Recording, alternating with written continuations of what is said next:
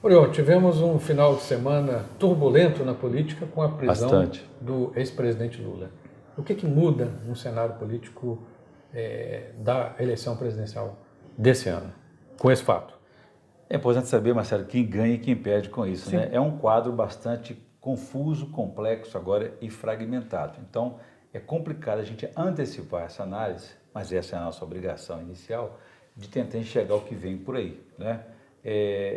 A princípio, quem mais ganha com a saída, a ausência do ex-presidente Lula, que hoje é um favorito na disputa eleitoral, é o presidenciável mais bem avaliado, 40% desses votos, enfim, deixando de ser candidato. Na a situação dele hoje, né, é de não ser candidato. Pode mudar. Nós teremos outros procedimentos aí jurídicos que poderão trazer aí novidades a esse respeito. Mas no quadro de hoje, quem sai ganhando com isso é o candidato do PSL, o deputado federal Jair Bolsonaro.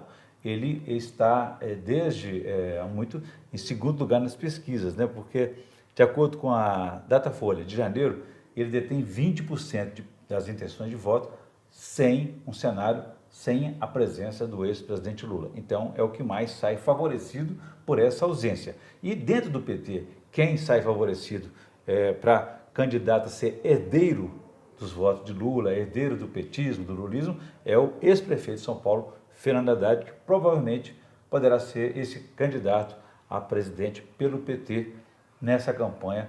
E as oposições, as esquerdas, têm que agirem, elas têm que agir rapidamente, pensar rapidamente, porque não pode ficar cada um tendo um candidato. Pensar num processo aí, uma estratégia de unificação, porque correm um risco muito sério. Então, é importante que elas tenham essa presença e o Haddad e o Lula, de onde ele estiver, puder ajudar nessa liderança, nessa convergência. Então, o Bolsonaro sai ganhando e o Bolsonaro, além dessas intenções de voto pelas pesquisas, nas redes sociais, ele é um dos que tem o maior número de seguidores. No Facebook são 5 milhões de seguidores. No Twitter ele tem 1 milhão e 100 mil seguidores, só perde para Marina Silva, da rede Sustentabilidade, que tem aí 1 milhão e 600 mil seguidores. E é importante, Marcelo, essa questão de redes sociais, porque a partir deste ano a Justiça Eleitoral já vai autorizar, permitiu, que os candidatos façam campanha pelas redes sociais, impulsionando suas mensagens. Então você pode alcançar um número maior de pessoas e também você pode destinar uma mensagem a grupos específicos. Então a importância das redes sociais será muito grande nessas eleições. Então nesse sentido eu vejo que Jair Bolsonaro tem essa capacidade de sair favorecido com a ausência de Lula, mas veja um fato novo aí. Se você acompanhou bem, nesse processo aí de filiação partidária, mudança partidária, desincompatibilização que venceu justamente no dia que saiu a ordem de prisão contra Lula, dia 6 de abril, o ex-presidente do Supremo Tribunal Federal, Joaquim Barbosa, filiou-se ao PSB, Partido Socialista Brasileiro. Se ele for realmente candidato, ele pode herdar os votos do lulismo, não do petismo, mas aquele voto frustrado de quem acompanha Lula, também o voto desencantado com o PSDB. Isso pode favorecer Joaquim Barbosa, que tem um perfil ali que é uma novidade na política nacional. Então, eu vejo que essa possibilidade pode aparecer com reflexo, inclusive, para a sucessão eleitoral de Minas Gerais. Tá, mas a situação do Lula ainda não é uma situação definitiva, né? Exatamente. Nesta quarta-feira agora, inclusive, o Supremo Tribunal Federal vai julgar um pedido liminar de uma ADC, que é uma ação que questiona a constitucionalidade de algumas leis. Por exemplo, a questão da prisão após a condenação em segunda instância. Então, existe lá essa ação que vai questionar a constitucionalidade dessa jurisprudência do STF. Por quê? A Constituição, em seu artigo 5º, adota o princípio da inocência. Você só pode ser condenado após o transitado em julgado. O que significa isso?